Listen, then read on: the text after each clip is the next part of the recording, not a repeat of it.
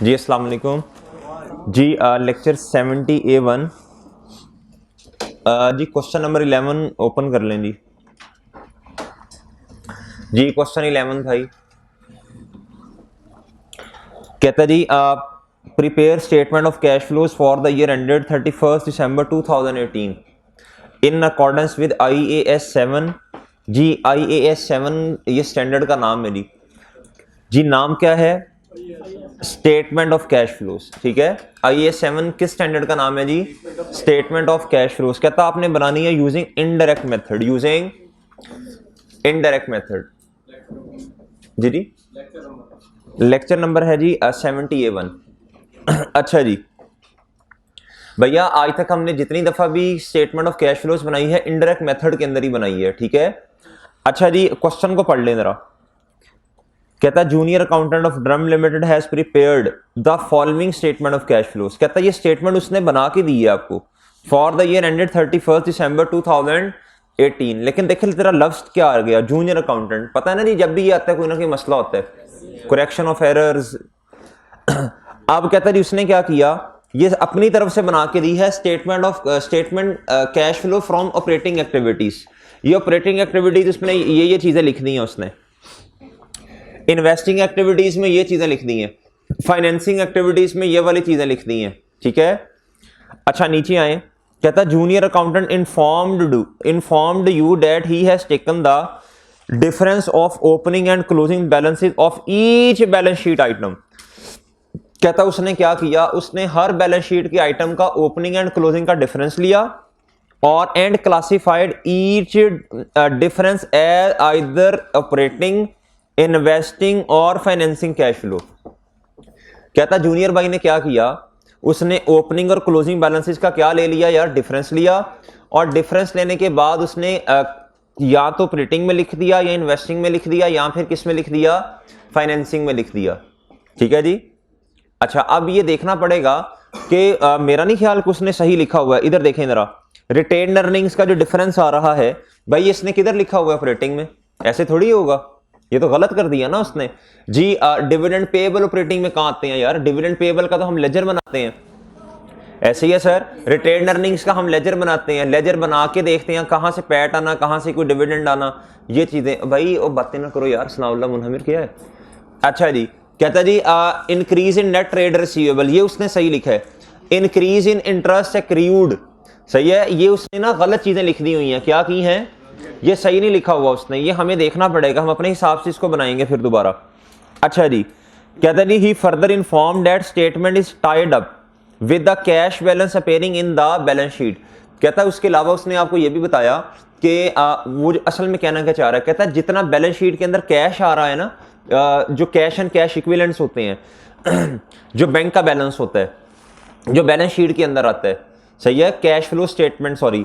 कहता ये जो बैलेंस शीट के अंदर आ रहा है कैश, कहता ये बिल्कुल उसके बराबर आ गया। देखें बराबर आना ये सही नहीं होता, इसका मतलब कि बराबर आ गया तो उसने कैश फ्लो सही बनाई हुई है, वो तो ठीक है। हो सकता है उसने क्लासिफिकेशन में मसला किया हो, जो चीजें ऑपरेटिंग एक्टिविटीज में आनी है वो उसने फाइनेंसिंग में ली हुई है, फाइनेंसिंग वाली चीजें किधर ली हुई हैं जी? इधर देखें ऑपरेटिंग में ये चीजें तो नहीं आती रिटेन अर्निंग्स वाली, ये तो इन्वेस्टिंग में आ रही होती हैं। इसका तो हम लेजर बनाते हैं, ठीक है, और सॉरी इसका तो हम लेजर बनाते हैं, ये कहीं भी नहीं आता। बात समझिए भाई। अच्छा जी उसने डिविडेंड पेएबल को ऑपरेटिंग में लिया हुआ है, रिटेन अर्निंग को भी किधर लिया हुआ है जी? इन्वेस्टिंग एक्टिविटीज में आए। कहता है increase in land and building, increase in equipment, decrease in inventory, decrease in tax payable. भाई डिक्रीज इन इन्वेंट्री तो किधर आता है बोले? ऑपरेटिंग में आता है, सही है, वर्किंग कैपिटल में जाएगा। और डिक्रीज इन टैक्स पेएबल जी हम तो लेजर बनाते हैं इसका। अच्छा जी कहता जी उसके बाद he has ignored the following information. कहता उसने कैश फ्लो स्टेटमेंट बनाते हुए ये वाली इंफॉर्मेशन को क्या कर दिया है? मुकम्मल तौर पे ही इग्नोर कर दिया। क्या कर दिया? इग्नोर किया। अच्छा जी कहता डेप्रिसिएशन दी हुई है बिल्डिंग की, और मेरे भाई किसकी? इक्विपमेंट की। किसकी? बिल्डिंग एंड इक्विपमेंट की क्या दी हुई है? डेप्रिसिएशन। ये आपको पता है ना जी किधर आनी है? वो उधर आएगी। और लेजर अगर बनाना पड़ा तो उसके बुक वैल्यू पे अगर लेजर बन रहा हुआ, ये बुक वैल्यू है एसेट की, इधर देखें उसने बताई नहीं है बुक वैल्यू कितनी, इंक्रीज और डिक्रीज का डिफरेंस लेके हम वो इंशाल्लाह भी कर लेते हैं सवाल जी। हैं ज्यादा हो जाएगा इंशाल्लाह। हाँ जी 70% सॉल्व होना चाहिए आपसे अभी। अच्छा जी, कहता है ड्यूरिंग द ईयर इक्विपमेंट की कॉस्ट है जी 560,000, बुक वैल्यू है 3,10,000, कहता वो बेच कितने का दिया? 4,40,000 का। सही है सर जी, इसकी भी एंट्री करनी पड़ेगी, बताएं एंट्री क्या होगी इसकी, बोले शाबाश जी भैया। इधर देखें इक्विपमेंट की कॉस्ट कितनी है? 560। स्टेप नंबर 1 क्या होता है जी? इक्विपमेंट 560 से क्या होगा जी? क्रेडिट जी। और क्या होगा? स्टेप नंबर 2 क्या होता है? एक्यूमुलेटेड डेप्रिसिएशन जी, बताना जरा कितनी है वो। इधर देखें 560 और भाई इसमें से माइनस कर दें 3,10,000, कितना आ गया? 250,000 जी। स्टेप नंबर 3 क्या होता है? कितना जी भैया जी? स्टेप नंबर 4 क्या होगा जी? किस साइड पे आएगा? कितना डेबिट साइड पे आ रहा है? 1। ओके भाई, सही है जी। कहता provision for doubtful debt was increased by 140,000। अच्छा, अगर तो हमें प्रोविजन, अगर तो हमें डेटर्स दिए हुए हैं नेट में, तो हमें कुछ करने की जरूरत नहीं है। देखें जी, देखें देखें देखें देखें, ये नेट ट्रेड रिसीवेबल है, तो हमने इसको क्या करना है? इग्नोर। इसको क्या करते हैं भैया? इग्नोर। ठीक है जी, इग्नोर। कहता dividend amounting to ₹7 lakh was paid during the, जी डिविडेंड किधर आता है जी? हम नेट से रिकॉर्ड करते हैं इसे। उसने इसको इग्नोर किया हुआ था, इसको। किसको? मैं बता देता हूं कैसे करते हैं इसे सॉल्व। हम नेट ट्रेड रिसीवेबल्स लेते हैं, हम ग्रॉस में नहीं लेते। सही है जी जी, मैं बताता हूँ यार अभी। अच्छा, पिछले लेक्चर्स नहीं है तुमने कैश फ्लो के? नहीं लिए ना, तो नेट से लेते हैं, हमेशा नेट से लेते हैं, ग्रॉस से नहीं लेते। उसने ऑलरेडी इधर नेट किया हुआ है, उसने ऑलरेडी इधर नेट किया हुआ है। किसका भाई? नेट से लेना है आपने, नेट लिया हुआ है। ग्रॉस में से provision for doubtful debt minus करोगे तो नेट आएगी ना।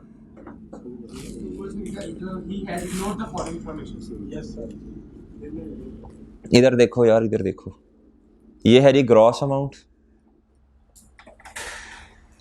और ये है जी उसका इंपैक्ट उसने कैश फ्लो स्टेटमेंट में नहीं लिया हुआ भाई, उसका इंपैक्ट जर्नल एंट्री में नहीं उसने कह रहा, कैश फ्लो स्टेटमेंट में कह रहे जी। इस तरह तो आप कहेंगे सर उसने डेप्रीसिएशन भी किताबों में रिकॉर्ड नहीं की हुई। डेप्रीसिएशन उसने रिकॉर्ड की है, कैश फ्लो बनाते हुए उसका इंपैक्ट नहीं लिया हुआ जी। ये है जी ग्रॉस अमाउंट डेटर्स की। फॉर एग्जांपल अगर 100 है, इसमें से क्या कर दें? प्रोविजन फॉर डाउटफुल डेट को क्या करें जी? माइनस। आपके पास क्या आ जाता है डेटर्स? आपके पास नेट अमाउंट आती है किसकी? ये वाली। सर जब उसने निकाले थे, सर क्लोजिंग निकाले थे, तो क्लोजिंग के अंदर उसने इसका इंपैक्ट नहीं लिया होगा। किसका भाई? क्लोजिंग के अंदर लिया, मैं यही समझाना चाह रहा हूं।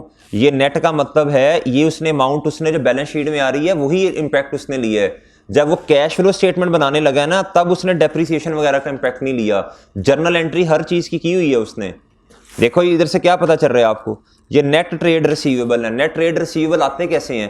प्रोविजन को माइनस करने के बाद। इनडायरेक्ट मेथड में हमेशा हमेशा आपने नेट ट्रेड रिसीवेबल्स ही लेने हैं, नेट डेटर्स लेने हैं हमेशा। सही है। अच्छा जी, लेकिन आप पीबीटी में से माइनस नहीं करना आपने बैड एंड डाउटफुल डेट को, प्रोविजन को। सही है, नेट बस एक ही जगह लिखें आके। अच्छा, उसके बाद आए, कहता है interest and expense and tax expense for the year जी। इंटरेस्ट कितना है जी? 3,378,000 और भाई टैक्स एक्सपेंस कितना है? 6,50,000 जी। ट्रेड एंड अदर पेएबल्स कितने हैं भैया? Sorry, trade and other payables as at 31 December 2018 included. इसके अंदर क्या शामिल है जी? इसके अंदर क्या शामिल है? कहता है जी for purchase of land and building जी। इधर देखना, बात सुनना भाई। ट्रेड एंड अदर पेएबल जो हैं ये नॉर्मली हम इसे किधर लेके जाते हैं? ऑपरेटिंग एक्टिविटीज में। लेकिन कल भी एक क्वेश्चन हमने ऐसा किया था जिसके अंदर एक ट्रेड पेएबल आ रहा था जी, सॉरी एक पेएबल आ रहा था। कौन से वाला भला? नहीं नहीं, एक रिसीवेबल था। प्रॉपर्टी प्लांट एंड इक्विपमेंट से रिलेटेड, और अदर रिसीवेबल के अंदर उसको शामिल किया था हमने, उसमें से उसको क्या किया था, माइनस किया था। याद है जी? कल वाला क्वेश्चन ओपन कर ले नहीं तो जी, कल मैंने नोट भी लिखवाया था। बिल्कुल इसी तरह नॉन करंट एसेट अगर हमने परचेज कर लिया और वो वाली चीज ट्रेड एंड अदर पेएबल में जारी सी बात है पड़ी होगी, लेकिन जब हम ऑपरेटिंग एक्टिविटीज में इधर वर्किंग कैपिटल के अंदर लेने लगेंगे तो इसको इधर से क्या कर देना है, माइनस करना है। क्या इसकी वर्किंग की थी कल? सही है, लेकिन वो उधर खैर रिसीवेबल था। आज भी क्या करना पड़ेगा, इसको माइनस करना पड़ेगा। ठीक है जी? अच्छा जी, ये इधर निशानी लगा लें जी, इसको क्या करना पड़ेगा जी, माइनस करना पड़ेगा। ओके भाई? अच्छा सर, अब आइए जरा क्वेश्चन को स्टार्ट करें जी। क्वेश्चन कहां से स्टार्ट होता है? इनडायरेक्ट मेथड के अंदर पीबीडी से। किससे जी? पीबीडी से क्वेश्चन को क्या करना है, स्टार्ट करना है। ये क्वेश्चन थोड़ा सा मुख्तलिफ है पहले वाले सवालों से जी। पीबीडी तो मेरा नहीं ख्याल कहीं भी क्वेश्चन में दिया हुआ है। हमें लेजर्स बनाने पड़ेंगे। क्या करना पड़ेगा? रिटेन्ड अर्निंग का लेजर बनाना पड़ेगा, उधर से निकलेगा। चलें बहरहाल देख लेते हैं। अच्छा, आपको याद है जी, दो दफा हमने इस तरह के सवाल कर लिए हैं। एक मेरा ख्याल है क्वेश्चन नंबर 5 था शायद, जिसके अंदर उसने इनकम टैक्स का लेजर हमसे बनवाया और ओपनिंग क्लोजिंग नहीं बताया, इनक्रीज बताया हुआ था जी। याद है भाई वो लेजर? आपको याद है भाई? जिसके अंदर उसने क्या कहा था, कहता जी 28,000 से बैलेंस क्या हो रहा है, बढ़ रहा है। इधर देखें जरा क्वेश्चन नंबर जी, ये रहा, सॉरी, कम हो रहा है। ये देखें, ये नेट चेंजेस दी हुई हैं। क्या दी हुई हैं? डेबिट साइड में लायबिलिटी के आने का मतलब क्या, लायबिलिटी क्या हो रही है, कम हो रही है। तो मैंने कहा था आप कुछ भी असम्पशन ले सकते हैं। इसका मतलब है ओपनिंग ज्यादा होगा, क्लोजिंग क्या होगा, कम होगा। मैंने कहा था आप ओपनिंग में 28,000 रख लें, क्लोजिंग में 0 रख लें, या फिर ओपनिंग में 1,28,000 रख लें, सही है, या क्लोजिंग में फिर 28,000 से डिफरेंस लेके 1 लाख रख लें। बस दोनों का चेंज कितना आना चाहिए, जितना उसने बताया हुआ है। ठीक है? अच्छा जी, ये एक्सपेंस उसने खुद बताया हुआ था, ये वाला 90,000। ये देखें, ये 90,000 मेरे भाई उसने खुद बताया था। ये कहां बताया था उसने? ये रहा, ये रहा 90,000। ये इनकम टैक्स का एक्सपेंस था। सही है सर? ये हमने ला के इधर रख दिया। हमने बैलेंसिंग अमाउंट क्या निकाल ली, कैश की। ऐसी है जी। इस सवाल ऐसा ही काम करना पड़ेगा। कल हमने एक क्वेश्चन किया था जिसके अंदर फिक्स एसेट का अकाउंट बनाया था, उसके अंदर भी उसने हमें नहीं ओपनिंग क्लोजिंग बताया, हमने खुद एज्यूम किया था। सही है जी? जी चले, मैं आपको एक और एग्जांपल देता हूं। अगर हमें किसी भी अकाउंट के बारे में डेटा नहीं दिया हुआ, मैं कोई भी अकाउंट रख लें, कोई भी, फॉर एग्जांपल रिटेन्ड अर्निंग है। क्या है? कहता रिटेन्ड अर्निंग का जो बैलेंस है ये बढ़ रहा है 20,000 रुपए से। कितने से जी? बताएं जी। बढ़ने का मतलब क्लोजिंग ज्यादा है।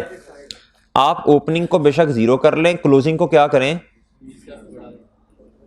या फिर क्या करें, इधर 1 लाख कर लें या 10,000 कर लें, लेकिन चेंज कितने का रखना है आपने? बात समझे हैं भाई?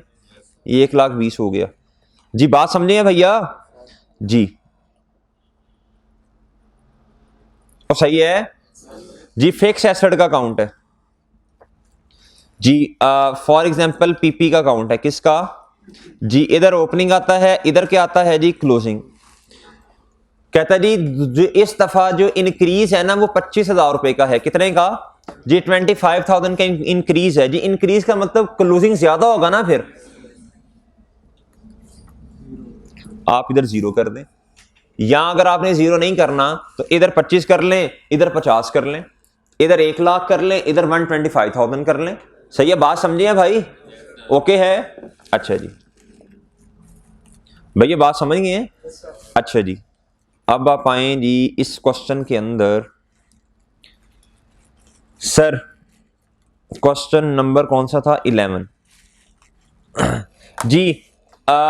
सबसे पहला अकाउंट कौन सा बनाना है जी? रिटेन्ड अर्निंग्स का। हम आपको पता है ना, वैसे working cash and cash equivalent इधर भाई ने बनाया, हम इधर बनाएंगे, एक ही तरतीब रखते हैं ना जी। Cash and cash equivalent, working 1, cash and, चाहे इस्तेमाल होना है या नहीं, हम फॉर्मेट चेंज नहीं करेंगे।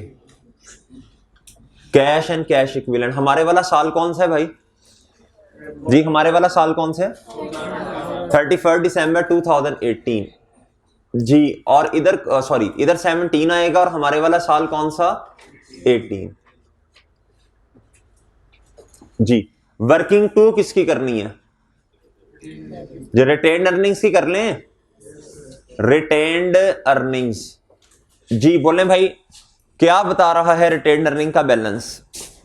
कहता increase in retained earnings, increase in जी। इंक्रीज इन रिटेन्ड अर्निंग्स का मतलब बता दें क्या होगा जी? इंक्रीज इन रिटेन्ड अर्निंग्स का मतलब बता दें जी।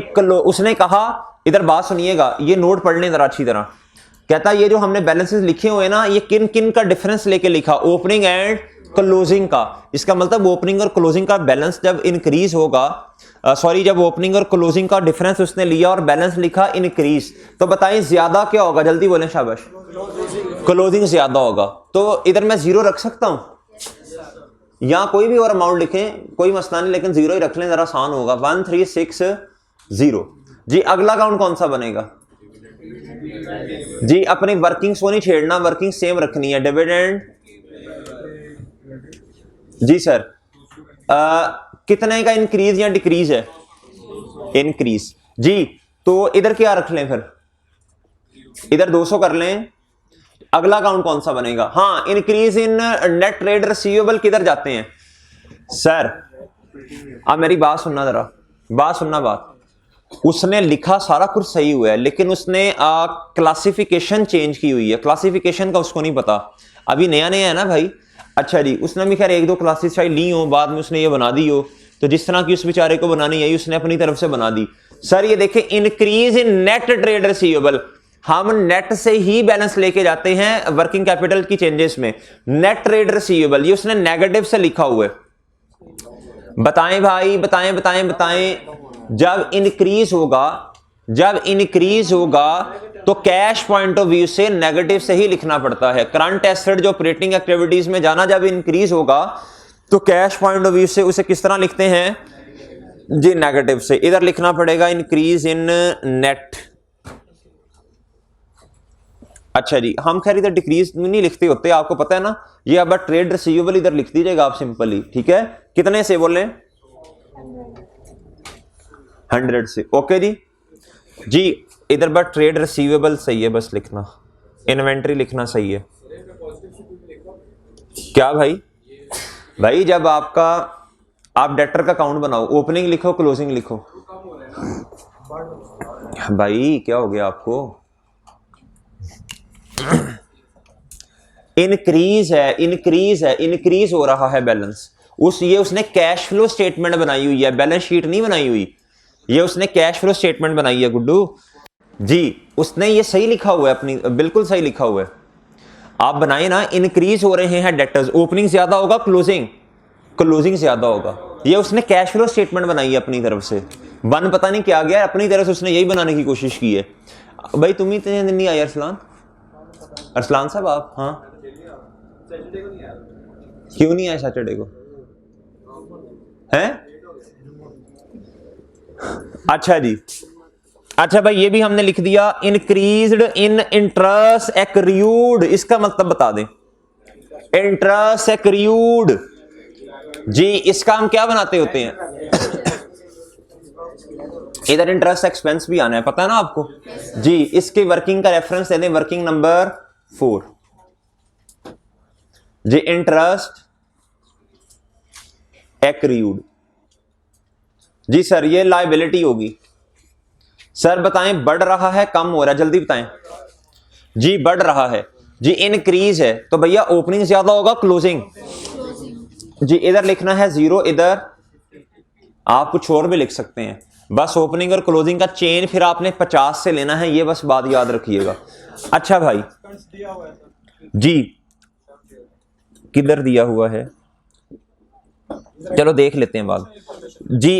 Increase in land and building जी। मेरे भाई cash flows from investing activities, भैया जब आप इन्वेस्टिंग एक्टिविटीज में, बात सुनिएगा जरा तवज्जो से, आप लैंड और बिल्डिंग जो है इसका जब अकाउंट बनाएंगे तो भैया अगर एक्यूमुलेटेड डेप्रिसिएशन का बैलेंस सेपरेट नहीं दिया हुआ तो इसका मतलब है फिर बुक वैल्यू पे बना है। किस पे बना?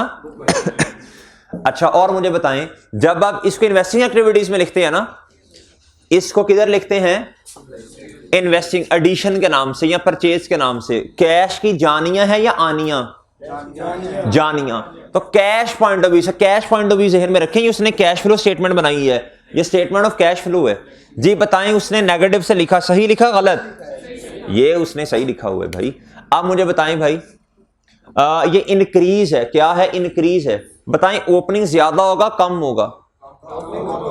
जी ओपनिंग ज्यादा होगा या कम होगा? जी इंक्रीज, इंक्रीज एडिशन है, क्या एडिशन है? क्या है मेरे भाई?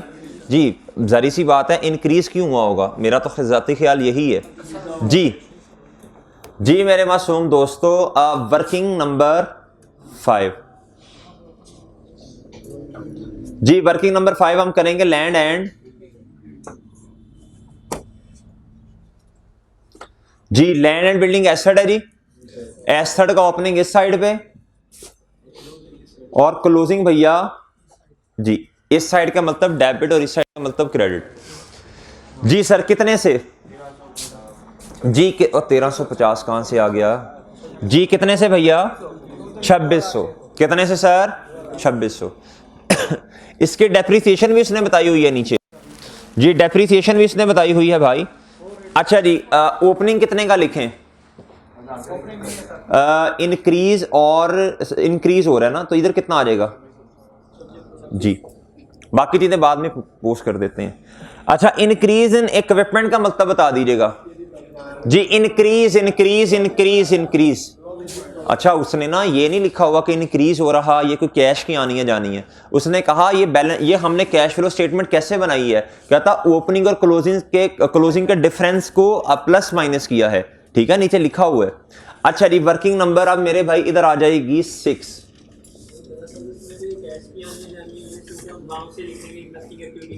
जी जी।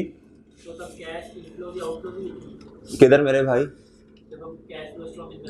जी जी, इधर ओपनिंग है इधर क्लोजिंग। नावला मैं समझ गया हूं बात आपकी, ये लिख लेने दें जी। ओपनिंग कितना है जी? कितने से इंक्रीज है? 1550 जी। आगे आ जानी डिक्रीज इन इन्वेंट्री का मतलब समझा दें। देखें डिक्रीज इन इन्वेंट्री, हम तो इसने तो जो बनाई हम तो उसको नहीं देख रहे ना, हम तो अपने हिसाब से, ये तो वर्किंग कैपिटल में। अच्छा और बात सुने, जब करंट एसेट्स आपके कम होते हैं, इस लफ्ज को पढ़ना, डिक्रीज हो रहे हैं, जब कम हो रहे हैं तो कैश पॉइंट ऑफ व्यू से जी डिक्रीज इन जी इन्वेंट्री, जी इन्वेंट्री बढ़ रही कम, कैश पॉइंट ऑफ व्यू से। अच्छा जी, ओके जी। अच्छा भैया, डिक्रीज इन टैक्स पेएबल जी, बोले शाबाश। Decrease in tax payable, payable payable. Working जी, वर्किंग मेरे भाई 7। डिक्रीज इन टैक्स पेएबल, आपको पता है टैक्स पेएबल में और भैया इंटरेस्ट में एक्सपेंस की अमाउंट भी आनी है और कैश को बैलेंसिंग निकालते हैं, याद है ना आपको जी? बताएं जी, ओपनिंग डिक्रीज है इंक्रीज है? डिक्रीज है सर। ओपनिंग कितना? 60। ओके जी, ओके भाई जी। नेक्स्ट आए जी, कहता increase in share capital and premium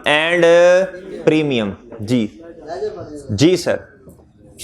working 8 sir, ये आएगा मेरे भाई शेयर, उसने एक ही लेजर बनाया हुआ है, ठीक है जी। शेयर कैपिटल एंड मेरे भाई जी बताएं इंक्रीज है डिक्रीज है? जी इंक्रीज है, तो बताएं क्लोजिंग ज्यादा होगा ना? कितना ज्यादा? कितना? 2350। ओके जी, 0। बाद में एक ही दफा बैलेंस कर लेंगे, कोई मसला नहीं है। अच्छा सर, उसके बाद कहता है decrease in long term loan. Decrease in long term loan का मतलब कम हो रहा, क्या हो रहा? आपको पता है, देखो मैं ना स्कूल चेंज नहीं कर रहा, जो उसूल पहले थे आज भी वही हैं। अगर आप अपनी बेसिक्स पे चलते हैं तो जिस तरह का मर्जी सवाल आ जाए सोल्यूशन को ना देखें उसने कैसे सॉल्व किया है। मैं अपने उसूलों पे ही क्वेश्चन को सॉल्व कर रहा हूं, जैसे पहले दिन किया था आज भी बिल्कुल उसी तरह क्वेश्चन को सॉल्व कर रहा हूं।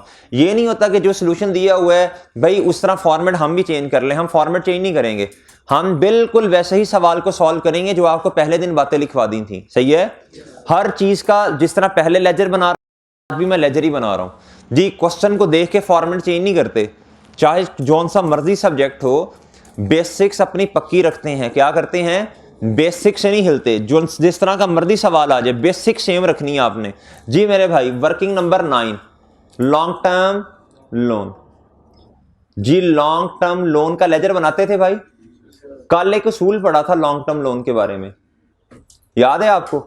अगर करंट बैलेंस लहदा दिया और नॉन करंट बैलेंस लहदा लिखा दोनों को प्लस कर दें। अच्छा सर जी बताएं इसमें मेरे भाई इंक्रीज है डिक्रीज है? डिक्रीज का मतलब है ओपनिंग ज्यादा होगा ना, कितने से भैया? 1000 है। अच्छा जी, अच्छा कहता increase in trade and other payable कितना 600 जी। लेकिन इसको हाँ इसको मेरे भाई लिखने से पहले एक एडजस्टमेंट पढ़नी है जो कि लिंक है इसका इसके साथ। कहता है trade and other payables as at 31 December 2018 included rupees 9,50,000। कहता इसके अंदर कितनी अमाउंट शामिल है? कहता for purchase of land and building. इधर मेरी बात सुनिएगा जरा। ओहो किधर गई पेंसिल? कहता जी purchase of land and building, ये जो purchase of land and building है इसका मतलब है हमने एक लैंड एंड बिल्डिंग खरीदी है। वो कौन से वाली लैंड और बिल्डिंग है? बोले जो उधार पे ली है या जो कैश पे ली है? जो उधार पे ली है जी। एंट्री बता दीजिएगा जी, एंट्री बताइएगा।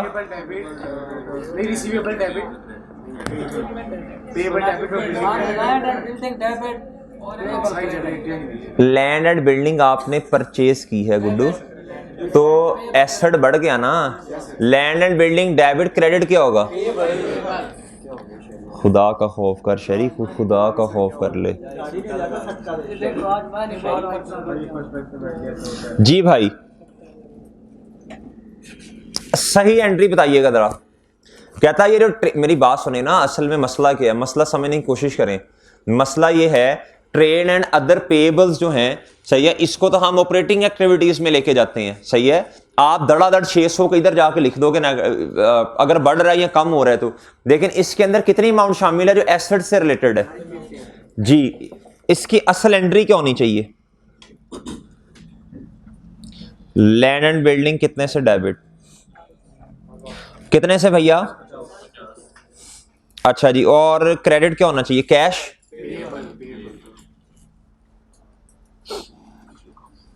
पेएबल फॉर लैंड एंड जी, अच्छे वक्तों की बात होगी। सॉरी, इसे क्रेडिट करना है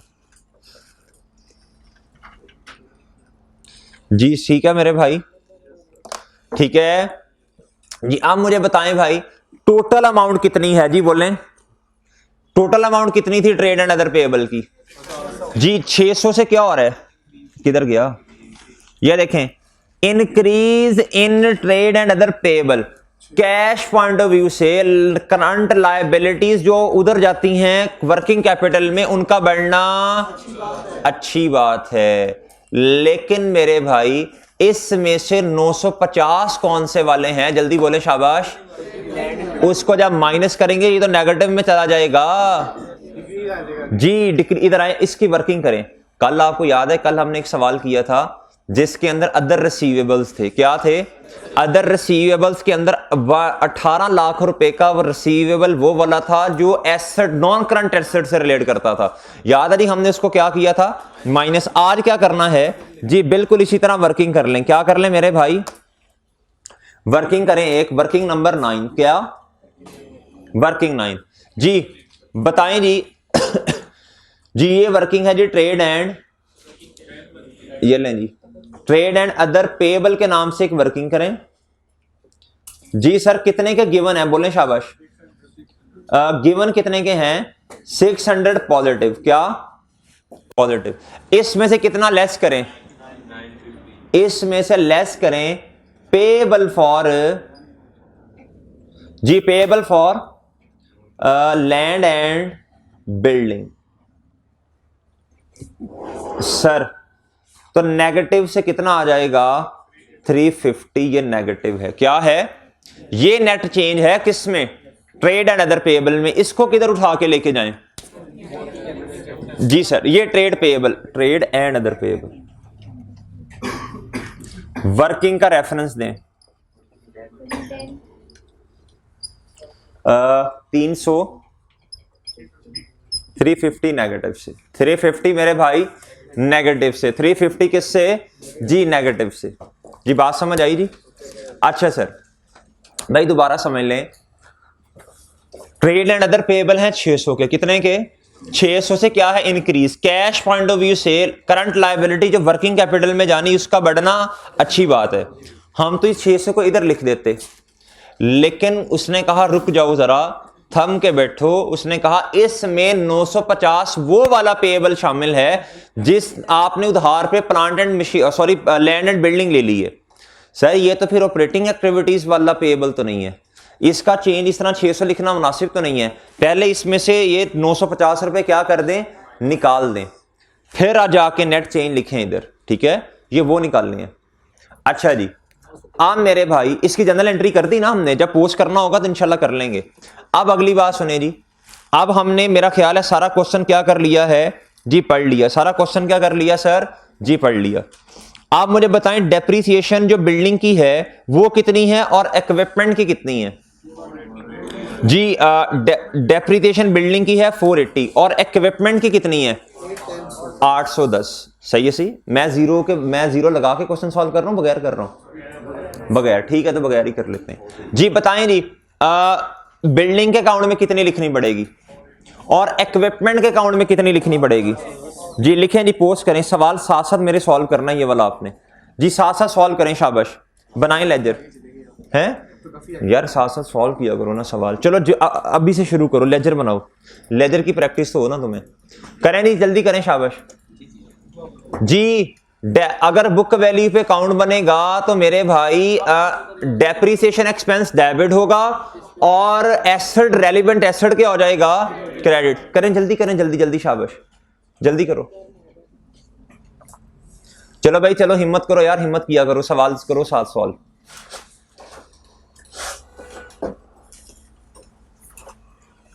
चलें भी चलें, ये जो अरसलान साहब क्या जी अभी सिर्फ अच्छा डेप्रीसिएशन को उधर भी लिख सकते हैं हम, दोनों को प्लस करके। जल्दी करें जल्दी, शाबाश, दोनों काउंट्स में लेके जाएं इसे।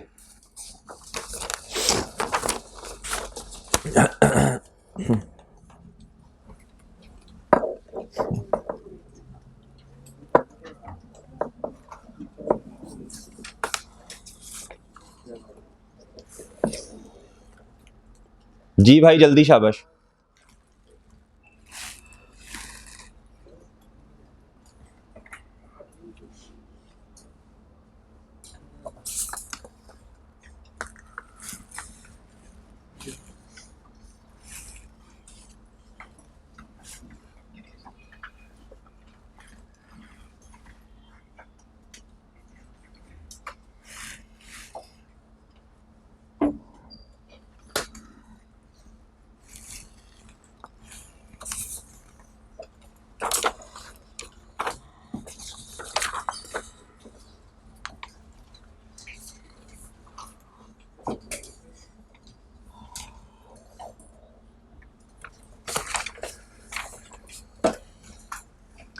चले भी चले चले, हिम्मत हिम्मत, कोशिश जी। कर लिया भाई जी,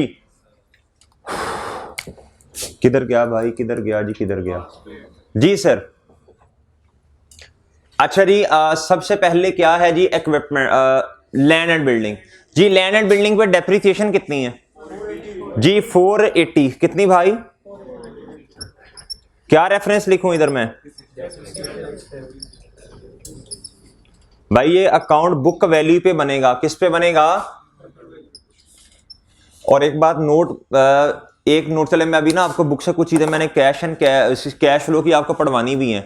कहता है रिकमेंडेड अप्रोच ये है, अगर आपको क्यूमुलेटेड डेप्रिसिएशन का बैलेंस सेपरेट दिया हो और आपको कॉस्ट का जो है डेटा वो सेपरेट दिया हो, तो कहता फिर रिकमेंडेड क्या है कि कॉस्ट का लेजर सेपरेट बनाएं और एक्यूमुलेटेड डेप्रिसिएशन का सेपरेट बनाएं। उसके अंदर ना कोई कांड होगा, फिर कोई ना कोई मसला होगा। अगर आपको फिर पंगे नहीं लेने, अगर एक्यूमुलेटेड का बैलेंस सेपरेट दिया और भैया कॉस्ट का सेपरेट दिया, फिर रिकमेंडेड अप्रोच क्या है, दोनों के लेजर सेपरेट सेपरेट बनाएं। अगर आपको नहीं दिया हुआ तो भाई फिर तो पंगा लेने की जरूरत नहीं है ना, फिर तो बुक वैल्यू पे ही बनाना पड़ेगा। एग्री सकलैन साहब? चलें जी, ये हमने डेप्रिसिएशन एक्सपेंस लिख दिया मेरे भाई इधर, और बताएं किधर लिखना है इसे। 480 लिख दिया जी इधर। ओके ओके ओके ओके जी, अगली बात बताएं जी, डेप्रिसिएशन कितनी है मेरे मासूम दोस्तों बिल्डिंग के ऊपर? 810। बिल्डिंग इक्विपमेंट पे जी, इक्विपमेंट जी, बताएं जी डेप्रिसिएशन एक्सपेंस डेबिट एक्यूमुलेटेड तो अकाउंट ही नहीं बन रहा, तो फिर इक्विपमेंट क्या हो जाएगा सर? ये आ गया जी डेप्रिसिएशन एक्सपेंस। किधर लिखूं किधर लिखूं किधर लिखूं किधर लिखूं? इधर लिख दूंगा। ओके मेरे भाई, ओके सर। अच्छा, आपने एक तरतीब चेक की है? हमने बिल्कुल उसी तरह सारे अकाउंट्स बनाए जैसे पहले करते थे, सही है। हमने क्या किया, एडिशनल इंफॉर्मेशन को पढ़ा और जो जो कहता जा रहा है पोस्ट करते जा रहे हैं। अभी मैंने कैश कुछ निकालने की कोई कोशिश नहीं की, आपने भी नहीं करनी, नहीं निकलेगा।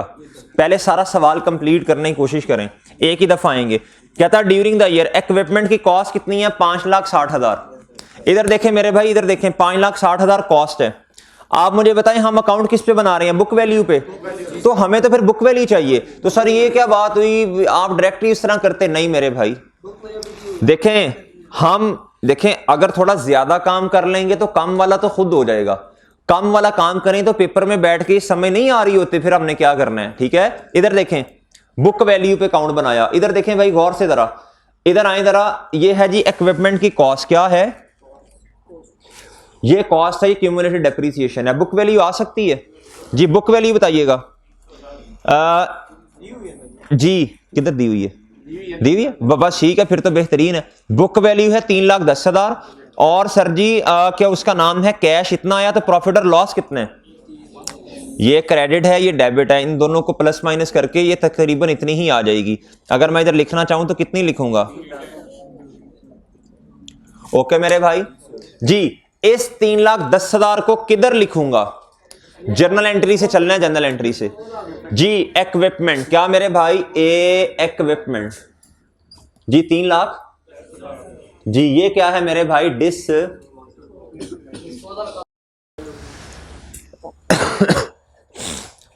जी, जरूरत ही नहीं है, जरूरत नहीं है क्योंकि हमने जनरल एंट्री से चले हैं ना। अच्छा जी, अब सुनिए अगली बात। आप मेरे भाई बताएं प्रॉफिट और लॉस किधर जाना है? ये इधर देखें, इधर ये गेन है कि लॉस है? गेन है। तो भैया गेन की वजह से प्रॉफिट बड़ा होगा। ये नॉन कैश है, इसे क्या कर दें?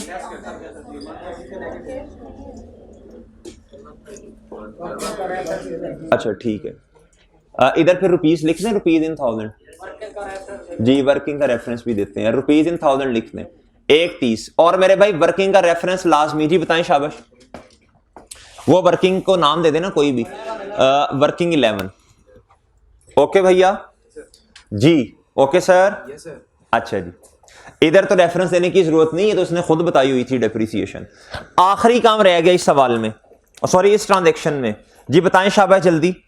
ये भी हो गया, ये भी हो गया, ये भी हो गया। हाँ, ये जो कैश है, ये जो प्रोसीड्स हैं, ये पैसे मिले, कैश डेबिट हो रहा है, तो किधर आएगा? किधर आएगा? किधर आएगा जी? डिस्पोजल ऑफ इक्विपमेंट जी। मेरे भाई कितना आ गया कैश?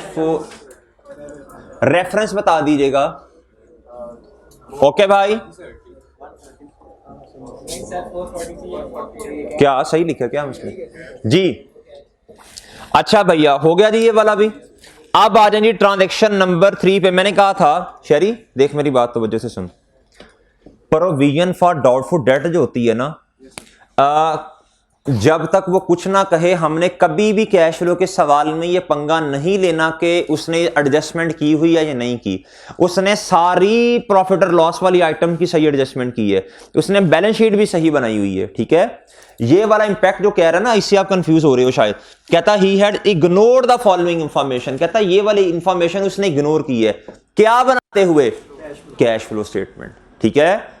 ये प्रोविजन फॉर डाउटफुल डेट का इंपैक्ट उसने लिया हुआ है। हमारे पास ग्रॉस डेटर्स होते हैं, लेस क्या होते हैं? लेस करते हैं प्रोविजन फॉर डाउटफुल डेट, हमारे पास क्या आ जाते हैं? नेट डेटर्स आते हैं। क्या आते हैं सर? ओके तसल्ली। हमने जब भी इनडायरेक्ट मेथड से क्वेश्चन को सॉल्व करना, हमेशा हमेशा याद रखिएगा हमने नेट डेटर्स ही लेने हैं। सही है भाई, बात समझ आ गई आपको? चले आगे आए सर। कहता है dividend amounting to ₹7 lakh was paid during the year. मेरी बात सुनना जी, जनरल एंट्री से जो बच्चा चलता है बहुत अच्छा बच्चा है वो जी। बताएं सर, डिविडेंड पे कर दिया, पे कर दिया। देखो भाई डिविडेंड पेबल का अकाउंट बना हुआ है, डिविडेंड पेबल का अकाउंट बना है, तो बताएं जी क्या क्या क्या क्या किया होगा सर? मेरे बहुत ही मासूम दोस्तों इधर देखें, बात सुने, एंट्री क्या हुई होगी? इधर देखें, इधर देखें, इधर देखें। नहीं, एंट्री क्या होती है? रिटेन अर्निंग डेबिट होती है और डिविडेंड पेएबल क्रेडिट होता है। जब डिविडेंड पे कर दिया जाता है तो डिविडेंड पेएबल क्या होता है? Debit cash credit. ये एंट्रीज लिखें अपने पास, ये एंट्रीज लिखो भाई, ये पूरा पूरा क्लियर होना चाहिए माइंड में। क्या हो रहा है जी? इधर लफ्ज है, सुने भाई, डिविडेंड अमाउंटिंग टू ₹, इतना वाज पेड। अगर होता ना इतना जो है हमने इस साल के अंदर आके डिक्लेयर कर दिया, सही है, तो फिर हम क्या एंट्री करते? हम करते dividend retain earning debit dividend payable credit. ये एंट्री तो होनी है, लाजमी बात है। पे भी कर दिया ना, ये वाली भी होनी है, तो पूरी एंट्रीज करें। असल में इतनी जरूरत नहीं है करने की, आपको पता है, बहुत सिंपल सी बात है। जब डिविडेंड को पे कर दिया तो डिविडेंड पेएबल, ये दूसरी वाली एंट्री करनी है, डिविडेंड पेएबल डेबिट होगा, कैश क्रेडिट होगा। सही है, ये सिंपल है। इससे पहले एंट्री ऑलरेडी एक हो चुकी होगी, लेकिन सारी एंट्रीज करें, शाबाश। ये है जी ट्रांजैक्शन नंबर 4। इसको बुजदार भाई हम नाम दे दें वर्किंग 11 का, और इसको नाम दे दें वर्किंग 12 का जी। ये मैं आपके समझाने के लिए कर रहा हूं बस। सबसे पहले क्या होता है? रिटेन अर्निंग्स क्या होती हैं भाई जी? रिटेन अर्निंग्स डेबिट, और भैया क्रेडिट क्या होगा यार? इसीलिए तो पेएबल का अकाउंट आ रहा है, इसीलिए क्या आ रहा है? अच्छा, जब पे कर दिया फिर क्या हुआ होगा जी? जी ये फिर क्या हुआ होगा? डिविडेंड पेएबल डेबिट जी सर। अब ये अमाउंट नहीं मुझे पता कितनी है, ये तो खैर मैंने अपनी तरफ से ज्यूम करके लिखी है, ये नहीं पता मुझे कितनी है। अच्छा, हो सकता है अभी कुछ ना पे किया हो सकता है ना, पॉसिबिलिटी तो है। अच्छा जी, अब लॉ की बात अंदर लेके आ जाएंगे। कैश क्या हो जाएगा? ये वाली एंट्री की है उसने, ये वाली एंट्री करनी है जी। बताएं जी, जल्दी करें, शाबाश। डिविडेंड पेएबल जी मेरे भाई, डिविडेंड पेएबल क्या हो जाएगा? डिविडेंड पेएबल क्या हो जाएगा?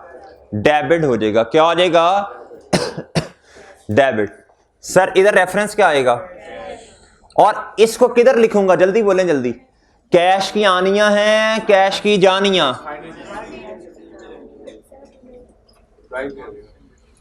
जी। डिविडेंड, डिविडेंड ड्राइंग होता है जब इंडिविजुअल काम कर रहा हो, बिजनेस कर रहा हो। अच्छा सर और बताएं मुझे।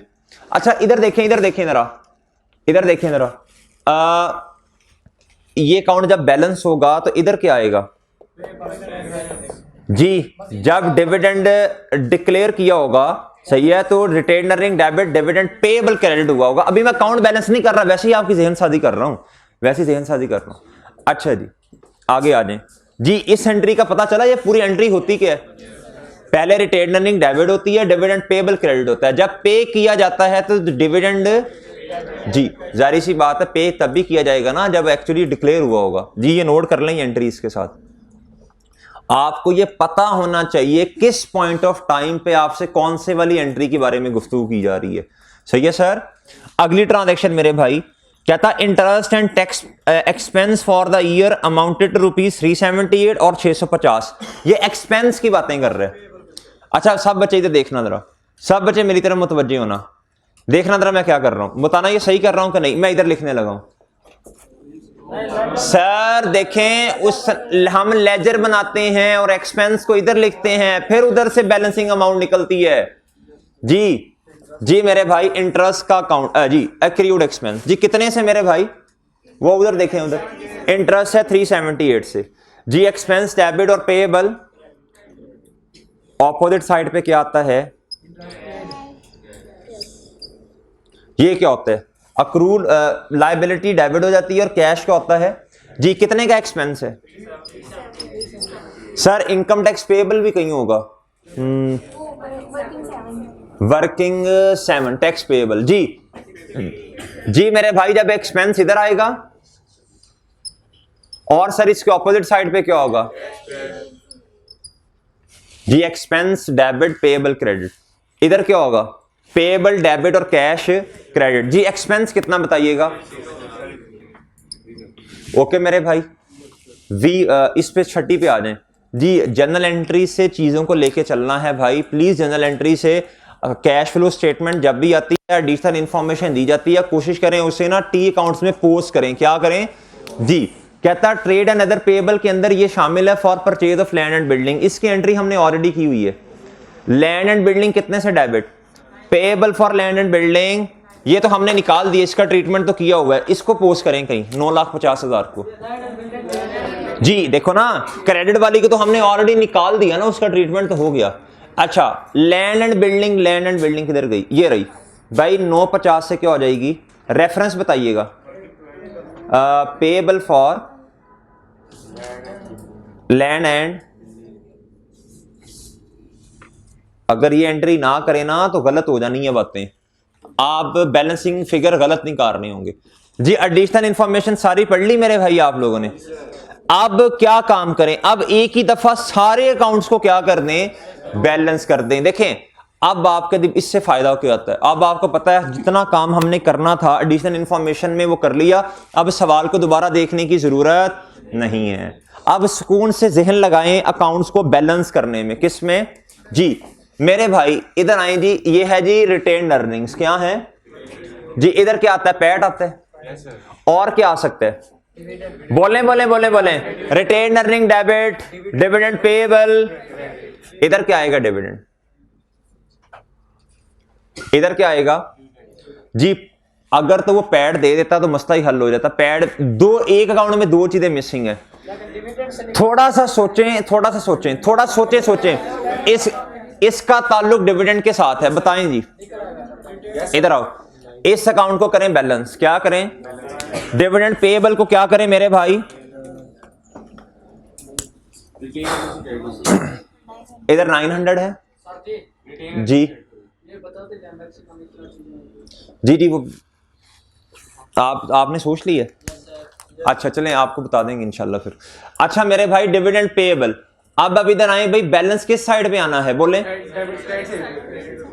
रेफरेंस बताएं, याद करें। अभी मैंने एंट्री लिखवाई है, retained earning debit dividend payable जी। किस किस बच्चे ने ये सोच लिया है कि एक अकाउंट में मैक्सिमम कितनी चीजें आ सकती हैं, ईमानदारी से बताना है। मोबाइल रख के सोचा होगा। आजकल अपने मोबाइल साइलेंट, और साइलेंट कह रहा हूं, बंद कर दें, बिल्कुल बंद कर दें। टाइम नहीं है अब आप लोगों के पास, मोबाइल बंद कर दें, बिल्कुल बंद करें। घर वालों को नंबर दे दें कि ये कॉल वगैरह करनी है, ये मेरे दोस्त का नंबर है जी। अच्छा जी, चले मेरे भाई, सीए कर रहे हैं, ये आ गया मेरे भैया बैलेंसिंग जी। इधर सुनो भाई, dividend payable credit retain earnings, retain earning का अकाउंट क्या हो जाएगा जी, 900। और सर ये आपने इधर से, आप मुझे बताएं डिविडेंड पेएबल से आपने लिया, रेफरेंस लिख दीजिएगा इसका, कहां से लिया भाई आपने ये, वर्किंग 3 से जी। पैड क्या आ जाएगा, पैड क्या आ जाएगा भाई, बताओ जरा, हैं 2207 2260 जी। कोई नहीं, अच्छा 2260 बैलेंसिंग आ गया, 2 अकाउंट बैलेंस कर दिया आपने जी, 2 अकाउंट्स आपने क्या कर दिए, बैलेंस कर दिए। क्या कर दिए जी मेरे भाई? अब आप इधर आए, ये तीसरा अकाउंट, ये वर्किंग 4 वाला अकाउंट बैलेंस करवाएं, जल्दी करें शाबाश। जी जी लिख लेते हैं जी। इधर क्या आएगा मेरे भाई? एक दफा एक काम करें ना, 378 सर बताएं कितना आएगा ये? 320 जी। बताएं जी, ये कैश की आनियां है जानिया, कैश इंटरेस्ट एक्रूड जो है ये हो रहा है डेबिट, कैश जी। बताएं जी, रेफरेंस वर्किंग का लाजमी जी sir. Land and building sir बताएं जरा टोटल कितना है? 30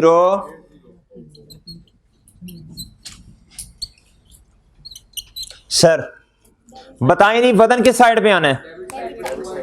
कितने का सर?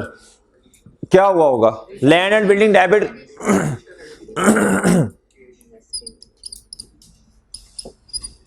अब मेरी बात सुनना, एडिशन 2 तरह की है इस सवाल में। हम कौन सी स्टेटमेंट बना रहे हैं? हमने ये वाली एडिशन लेनी है या ऊपर वाली? जी बताएं भाई जी। पेबल तो भाई पेबल वाली हमने नहीं लेनी, हमने कैश फ्लो स्टेटमेंट बना रहे हैं, कैश की आनियां जानियां देख रहे हैं जी। बताएं जी 2130 से land and building debit cash जी, कैश क्रेडिट, कैश की जानियां जी। इन्वेस्टिंग एक्टिविटीज में आए और इधर लिखें 21 जी। वर्किंग कौन सी है? अच्छा जी, इक्विपमेंट में आ रहे हैं भाई, आ रहे हैं। अच्छा सर इधर आए जरा और मुझे बताएं इधर कितना आता है टोटल? 2670 और इधर भी कितना? 2670 जी भैया जी। एडिशन कितने की होगी? कैश बैलेंसिंग कितने का सर? 2670 जी। पर इसको इकट्ठा लिख देना वैसे ज्यादा बेहतर था मेरा ख्याल है, लेकिन चलें कोई नहीं, खैर अब इन्होंने लिखा, ठीक है भाई ठीक है। अच्छा जी बताएं जी इसकी वर्किंग क्या है? वर्किंग 6 चलें जी। कितना आया भाई? 2670। नेगेटिव से लिखना है कैश की जानियां सर। अब आए टैक्स पेएबल पे, किस पे आना है जी? टैक्स पेएबल पे आए और मुझे बताएं जी टोटल बताएं इसका 710 सर। यही क्या होगा? यही क्या होगा भाई? क्लोजिंग कोई नहीं था, इंक्रीज था ना, डिक्रीज था ना 60 से। अच्छा 710 ये पेड है, पेड क्या है? इधर देखें, इधर देखें भाई, tax payable debit cash credit, cash में जानियां जानियां जी। कितने से लिखना है? वर्किंग का रेफरेंस जी सर। जी जी जी वो बताता हूँ वो तो आसान है, बताता हूँ, उसका 1 मिनट दूंगा सोचने के लिए। अच्छा सर अब आप इधर आए sir. Share capital and premium जी मेरे भाई किस साइड पे वजन आना है? सर जी क्या ये कंपनी नई बनी है? भाई मुझे क्या पता नई बनी, उसने बताया ही नहीं है। नई थोड़ी बनी है, पुरानी चलती आ रही है। तो सर इधर 0 क्यों लिखा है? भाईजान डेटा इनसफिशिएंट है, इनकम्प्लीट डेटा है, उसने ओपनिंग क्लोजिंग नहीं बताया, सिर्फ ड्यूरिंग द ईयर चेंज बताई है। सही है। तो हमने क्या किया? हमने कहा भाई अगर क्लोजिंग ज्यादा है तो हमने इसको 0 रखा, इसको ये लिख दिया इधर। सही है। अच्छा सर बताएं जी वजन किस साइड पे आएगा? राइट साइड पे। सुना जी कैश क्या होगा मेरे भाई? एक ही रीजन बनती है कि आपने शेयर इशू किए होंगे। सही है सर, शेयर्स क्या किए होंगे? अच्छा सुनना भाई, सुने जी सुने, शेयर कैपिटल क्या हो गया? क्रेडिट। और भैया कैश क्या हो गया जी? कैश का बढ़ना किधर आता है? किधर आएगा? किधर आएगा? इश्यूएंस ऑफ शेयर्स वर्किंग जी कैश की आनिया। अच्छा सर, और लॉन्ग टर्म लोन सुने भाई, ओपनिंग कहता जी इनका जो नेट चेंज है वो 1000 से कम हो रहा है, यानी लायबिलिटी क्लोजिंग 1000 से कम हुआ होगा ना। अब हमें नहीं पता ओपनिंग कितना क्लोजिंग कितना, लेकिन मैंने अपने उसूलों को चेंज नहीं किया, बिल्कुल उसी तरह सवाल सॉल्व किया। जी बताएं ये वजन किस साइड पे आना है?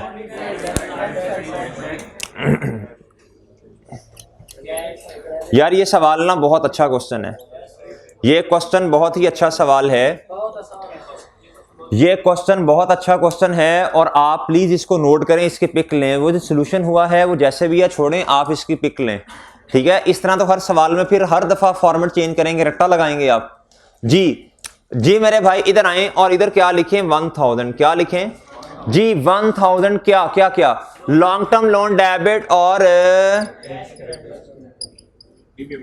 ये रीपेमेंट है लोन की। क्या है जी मेरे मासूम दोस्तों? लोन रीपेड 1000 वर्किंग जी, बाकी ये हो गया, ठीक है जी। अच्छा अब एक काम रह गया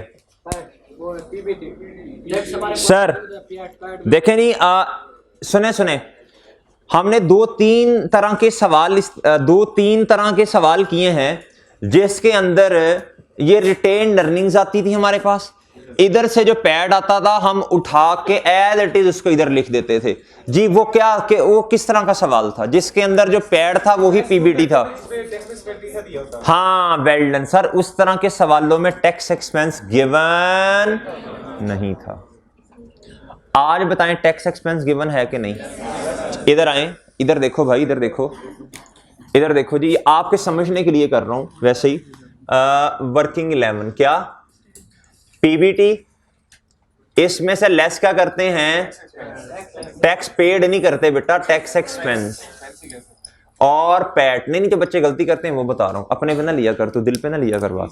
अच्छा जी आप बताएं भैया, पैड हमारे पास है, इधर से जो निकलेगा वो पैड निकलेगा, पैट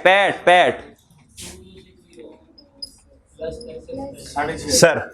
टैक्स एक्सपेंस कितना है? एक्सपेंस दिया हुआ है, इधर से भी देख सकते हैं टैक्स अकाउंट से, और आखिरी एडजस्टमेंट भी देखें, आखिरी कौन सी है? सेकंड लास्ट है शायद 6।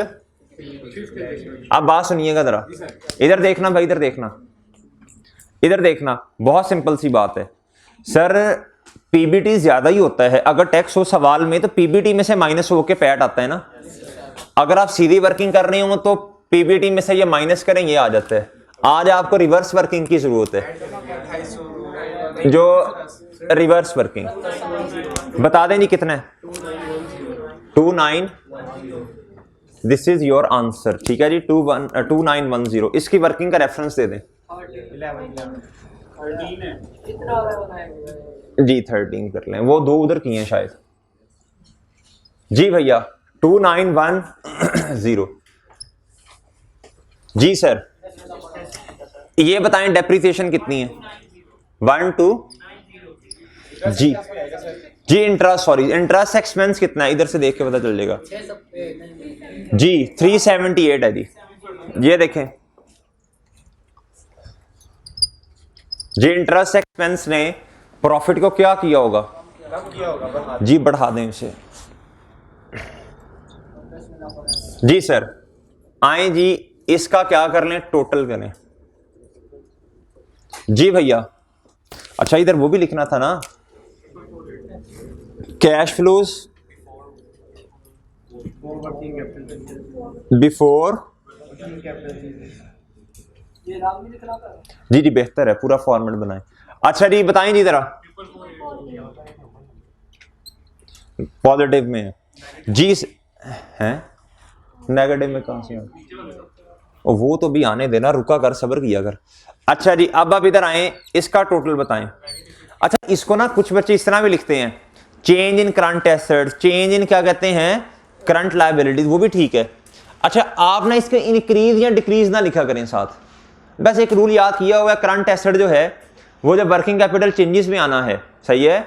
अगर भाई बढ़ते हैं current asset working capital changes में आने वाले तो बुरी बात, नेगेटिव अमाउंट से लिखना है, और अगर कम होते हैं तो पॉजिटिव से। लायबिलिटीज को पॉजिटिव से तब लिखना है जब वो बढ़ती हैं, सही है ना। करंट लायबिलिटीज की बात कर रहा हूं जो वर्किंग कैपिटल में आनी है। जी बताएं जरा। -50। जी बताना यार, ये कितने कैश जनरेटेड फ्रॉम ऑपरेशंस? 43। जी सर आप बताएं जरा, इन दोनों को माइनस कर दें। क्या? 3360। जी कितना भाई? ये कितना आता है? 4360, ये नेगेटिव से आएगा। अच्छा जी ये बताइएगा कितना? ये पॉजिटिव से। ये कैश फ्लोज बता दीजिएगा।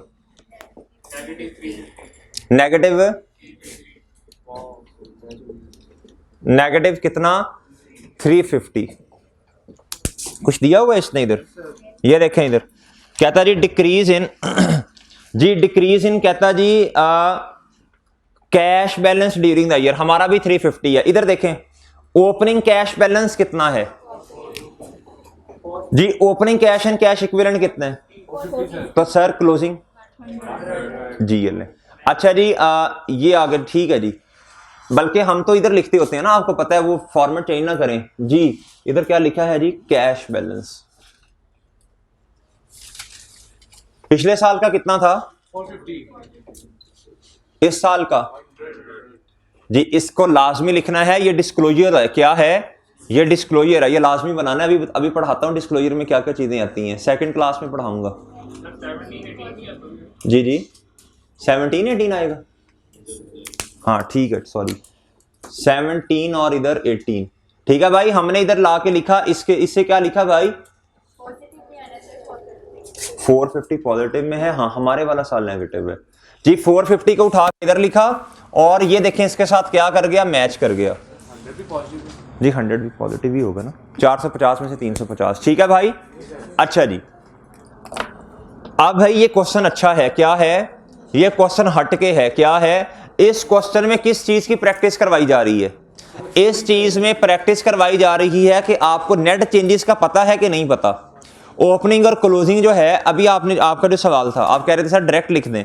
और डायरेक्ट लिखने का मतलब ये नहीं है कि इंक्रीज हो रहा है तो वो सारा का सारा एडिशन है पीपी में। कुछ बच्चों का ख्याल ये था कि सर ये जो इंक्रीज है ना ओपनिंग और क्लोजिंग में, इसे आप डायरेक्ट इधर लिखते हैं 1550 से, ये एडिशन। भाई ये इसके अंदर और भी बहुत सारी चीजें होती हैं। सही है? सही है सर? अच्छा जी वो अगर ये कहता ना, उसने ऊपर खुद बताया, कहता मैंने जो डिफरेंस लिए हैं मैंने ओपनिंग और क्लोजिंग को लेके लिए हैं, फिर इस तरह नहीं लिखना। सही है? अच्छा जी चलें, ये वाला क्वेश्चन हो गया। एक क्वेश्चन और मैंने करवाना है आज कैश फ्लो का, लेकिन जी लेकिन मेरे भाई अभी 10 मिनट और पढ़ाना है मैंने, फिर ब्रेक करूंगा जी। कोई मसला नहीं, आप सो जाएं जी भैया। जी पिक ले लें। अच्छा ईपीएस का चैप्टर ओपन कीजिएगा 2 मिनट जरा। सर मैं आपको एक बात बताऊं, बात सुने भाई, इस हफ्ते ना थोड़ी मेहनत कर लें। इस हफ्ते थोड़ी मुशक्कत आपको करनी पड़ेगी, वरना देखें हमारे हाथ में नहीं है ना, आपके कंट्रोल में चीजें हैं ना मेरे कंट्रोल में चीजें हैं। पॉसिबिलिटी, दोनों पॉसिबिलिटीज हैं। अल्लाह ना करे अगर कोई मसला बन गया और छुट्टियां ज्यादा हो गई तो आपका सिलेबस कितने दिन आगे चले जाना है। इसलिए बेहतर है। और सेकंड क्लासेस जो मैं जोहर के बाद आजकल करवा रहा हूं, उसमें नया कुछ नहीं पढ़ाऊंगा इंशाल्लाह, कुछ नया नहीं पढ़ाऊंगा। एमसीक्यूज की प्रैक्टिस करवाऊंगा, ठीक है, या फिर आपको किताब की थोड़ी बहुत थ्योरी पढ़ा दूंगा। ये नहीं होगा कि मैं एनपीओ दूसरी क्लास में शुरू कर दूं, ऐसे नहीं होगा। सही है? एनपीओ इंशाल्लाह अपनी रेगुलर क्लास में करेंगे। कैश फ्लो के जो सवाल एक दो और करने हैं वो इसी क्लास में करेंगे। भाई बात समझें आप। लेकिन बात सुने, कुछ बच्चे ना वो दूसरी क्लास के लेक्चर्स नहीं लेंगे, यार ये गलत है। आप मेरी बात सुने, आपको 10 नंबर के एमसीक्यूज आने ही आने हैं और एमसीक्यूज पेपर पास करवाने में अहम रोल प्ले करते हैं। अगर आपकी प्रैक्टिस नहीं है ना एमसीक्यू सॉल्व करने की, तो यकीन करें एमसीक्यू सॉल्व करना मुश्किल काम है। क्या है? ये एक आर्ट है, कैसे सवाल को पढ़ना, कैसे लेके चलना, रिक्वायरमेंट कैसे पढ़नी, शॉर्टकट्स इसमें क्या क्या इन्वॉल्व हैं। तो प्लीज एमसीक्यूज वाली क्लासेस लें, ठीक है? सही है भाई, ये पुरानी चीजें हैं सारी की सारी जी। आज कैश फ्लोज के एमसीक्यूज होने हैं। मैंने आपको पहले बता दिया था, कल रेशोज के थे। रेशो सबसे ज्यादा टेक्निकल चैप्टर है, इस पे दिमाग घूम जाता है बंदे का। आज वाले एमसीक्यूज, आज वाली क्लास देखिएगा, आज वाले एमसीक्यूज में मसला ही कोई नहीं है, सीधे सीधे से एमसीक्यूज हैं। आगे सारे चैप्टर्स के बहुत सीधे सीधे से एमसीक्यूज हैं, लेकिन आपने क्लासेस लेनी है, ठीक है भाई? ओके है? ठीक है सर, जी जी। मेरी कोशिश तो है कि ये 5 जो है, ये वाली जो 5 है, इसमें मैक्सिमम करवा दूं, लेकिन थोड़ी वो चीजें रह जाएंगी फिर भी, लेकिन वो मेजर नहीं होंगी इंशाल्लाह। ठीक है, वो मेजर नहीं होंगी। एनपीओ के हो सकता है 2 सवाल रह जाएं, वो मैं इंशाल्लाह रिकॉर्डिंग करवा के आपको दे दूंगा। ठीक है, मुझे भी ये एहसास है इस चीज का कि अगर आपका सिलेबस जो 15-17 तक जाता है ना, तो आपके पास तैयारी का कोई टाइम नहीं है, और यकीन करें आपका पेपर फेल होने के करीब जा रहे हैं अगर इधर तक आपका सिलेबस कवर हो रहा है तो। ठीक है सर, तो यही बेहतर है हमारे लिए इंशाल्लाह। जी इंशाल्लाह सर, इंशाल्लाह। अच्छा मेरे भाई ईपीएस प्लीज ओपन कीजिएगा जी, ईपीएस ओपन कीजिएगा। सर मेरे मासूम दोस्त, पेज ओपन करना है आपने, थ्योरी पढ़नी है, स्टार्ट से ओपन कर लें। थ्योरी जी, छोटी छोटी सी बातें पढ़वानी है ईपीएस की।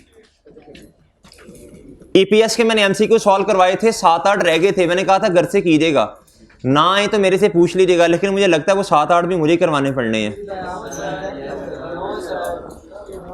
सर। जी ईपीएस पढ़ें, ईपीएस पेज नंबर है मेरे भाई 533। नहीं मैं सर मैं आ जाए भाई इधर, बहुत अहम बातें हैं पेपर पॉइंट ऑफ व्यू के लिए। कहता जी अर्निंग पर शेयर, मेरे साथ रहना भाई, जिसने बातें सुनी होंगी इंशाल्लाह एमसीक्यू सॉल्व हो जाएंगे। Earning per share applies two entities, कहता उन एंटिटीज पे ये अप्लाई होना है ये वाला स्टैंडर्ड हुज ऑर्डिनरी शेयर्स, किसकी, बहुत तवज्जो से, किसकी बात कर रहा है, ऑर्डिनरी शेयर्स की बात कर रहा है। इसका मतलब है ईपीएस अर्निंग पर शेयर जो हम निकालते हैं किसकी निकालते हैं, जी हाईलाइट करना पड़ेगा। कहता अप्लाइज टू एंटिटीज, उन एंटिटीज पे अप्लाई होना है whose ordinary shares are publicly traded, very very very important जी जी जी। कहता आर पब्लिकली ट्रेडेड, इसका मतलब है लिस्टेड कंपनीज की बात कर रहा है। बहुत अहम बात आज पता चल गई, बहुत ही अहम बात आज पता चली, और वो बात ये पता चली BAB, बहुत अहम बात BAB। अच्छा जी भाईजान, इसका मतलब ये है अर्निंग पर शेयर हमने कैलकुलेट नहीं करनी, यानी रिक्वायरमेंट नहीं है। कौन सी कंपनीज में, जी प्राइवेट कंपनीज में, सही है सर। अनलिस्टेड में, लिस्टेड के केस में रिक्वायरमेंट है, एमसीक्यूज आ जाता है 1 नंबर का, ये एमसीक्यूज आ सकता है 1 नंबर का। अच्छा सर, और आर अंग्रेजी में भी लिख सकते हैं। कहता है एक प्राइवेट कंपनी है, उसका मैनेजर कहता है जी हमने ईपीएस नहीं कैलकुलेट करनी, आप अपने कमेंट्स दे दें, तो आप उसे 1-2 नंबर में एक्सप्लेन कर देंगे कि भाई लिस्टेड कंपनी के केस में जो है क्या उसका नाम है, आपको अर्निंग पर शेयर कैलकुलेट करने की जरूरत होती है। जी जी जी, अभी लेक्चर में कर लेना, अभी जब ऑफ होगा, जब ब्रेक में कर लेना। कहता और आर इन, आगे बहुत अहम बात बता रहा है। कहता या फिर in the process of being issued in public markets, कहता या उनका इरादा है किस चीज का, लिस्टिंग में जाने का। आईपीओ इतना मुश्किल है, बोल रहा है इनिशियल पब्लिक ऑफर, वो क्या होती है हमें अब क्या पता जी। सर सादा बात करें, छोड़े चले नहीं चले, बात सुने भाई, सादा बात ये है, और छोड़ो भाई चुप हो जाओ। ये पहली बात ये है, अगर तो कंपनी लिस्टेड है तो उसने अर्निंग पर शेयर अपनी डिस्क्लोज करनी है। दूसरी बात, अगर वो इन द प्रोसेस है ऑफ बीइंग लिस्टेड, इस सारी बात का मतलब है मुश्किल का ऑफ बीइंग लिस्टेड, इसका मतलब क्या है, यहां वो लिस्टेड होने जा रही है, बस बात खत्म। चलें लिख लें जी, ऑफ बीइंग लिस्टेड, यहां लिस्ट होने जा रही है। एक इदारा होता है सिक्योर SCCP, उसमें अभी जो इन्होंने इलेक्शन कमीशन ही इन्होंने अभी लफ्ज बोला था इनिशियल पब्लिक ऑफर, इसका मतलब क्या होता है, इसका मतलब होता है जनरल पब्लिक को अपने शेयर्स ऑफर करने जा रही है। ठीक है, अच्छा कहता a listed entity is required, बहुत यार इस अगर आप मुझे कहना मैं इधर से 5-6 MCQs बना सकता हूं, आप बातों को गौर से नहीं सुन रहे। कहता a listed entity is required to present क्या बेसिक एंड डाइल्यूटेड ईपीएस। आगे इससे भी अहम बात होने जा रही है, ये अहम है। कहता even if the amounts are negative, if the amounts are बहुत अहम बातें पता चल गई आज। मैं रिपीट करता हूं सारी बातें, इंशाल्लाह याद हो जाएंगी। कहता जी ईपीएस हमने कैलकुलेट करनी है, रिक्वायरमेंट किस कंपनी के केस में है? लिस्टेड के केस में। कहता जी क्या बेसिक कैलकुलेट करनी है या फिर डाइल्यूटेड, दोनों करनी है? एक बात रहेगी, सॉरी, लिस्टेड में और जो प्रोसेस है, जो लिस्टिंग के प्रोसेस में जाना चाह रही है, कहता है डाइल्यूटेड भी कैलकुलेट करनी है, डिस्क्लोज करनी है और बेसिक भी। कहता अगर हमें लॉस आ गया फिर भी कैलकुलेट करनी है? कहता जी बिल्कुल, फिर भी करनी है। अगर नेगेटिव है ईपीएस अर्निंग पर शेयर, जो सवाल में आई थी रे लिमिटेड वाला सवाल था, टेस्ट नंबर 10 में जो आया था अभी पिछली वाली अटेम्प्ट का, उसके अंदर 4 रुपए से नेगेटिव थी, वो भी लिखनी थी, वो भी डिस्क्लोज करनी थी। जी जी जी मेरे भाई। कहता अर्निंग पर शेयर क्या होती है? यार ये तो खैर इतना जो इंपॉर्टेंट है वो मैं आपको लिखवाई जा रहा हूं, वेरी वेरी इंपॉर्टेंट पैरा, जो मैं वेरी वेरी इंपॉर्टेंट लिखवा रहा हूं, इसको आपने रीड करके जाना है पेपर में लाजमी। कहता जी ये खैर इतना अहम नहीं है, ये तो कहता एज नहीं, इग्नोर नहीं, as its name implies earning per share is calculated as reporting earning divided by number, but ठीक है, कोई इतना मसला नहीं है जी। बेसिक ईपीएस का भी आपको पता है, ये आपको पहले ही पढ़ाया हुआ है। रिडीमेबल इररिडीमेबल की बात, इररिडीमेबल क्या होते हैं भाई?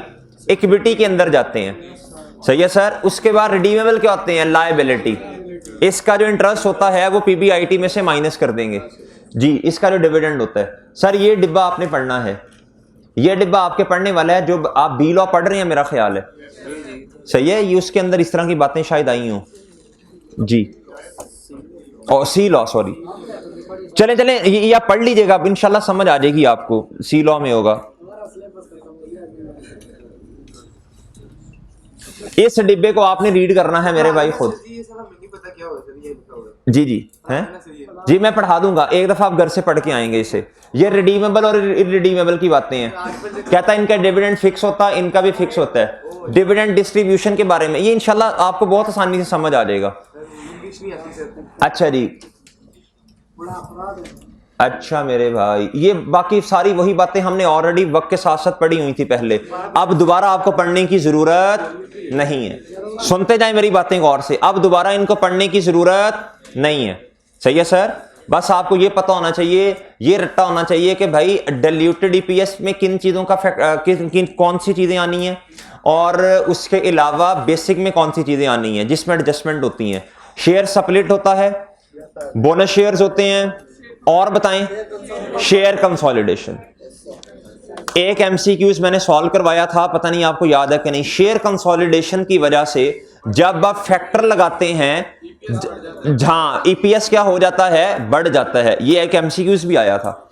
जब आप उसे उल्टा करेंगे ना, तो आपका जो पिछले साल का ईपीएस है वो क्या हो जाएगा? ये सारी वही बातें हैं, मेरा नहीं ख्याल इसमें कोई इंपॉर्टेंट, लेकिन इंपॉर्टेंट पे आ जाए, एंड पे आ जाए, एंड पे जी, एंड पे आए मेरे भाई, एंड पे। ये इनको दोबारा पढ़ने की जरूरत नहीं है, ये अहम है जी। जी मेरे भाई 5.1 पे आइएगा, ये अहम है। बस हल्का हल्का सा आपको थोड़ी सी बात बतानी है बस।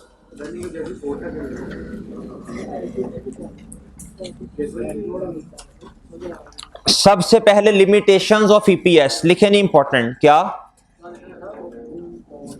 लिमिटेशंस ऑफ ईपीएस जी, वेरी इंपॉर्टेंट लिखें, थ्योरी में भी आ सकता है आपको, वेरी वेरी लिख लें भाई, आपको थ्योरी में भी आ सकता है। ये पढ़वाना है मैंने, जल्दी आ जाए इधर। जो कह रहा हूं वो आपने लाजमी 3-4 दफा पढ़ के जाना है। कहता है EPS is probably the single most important factor indicator यानी ऑफ एन एंटिटीज परफॉर्मेंस।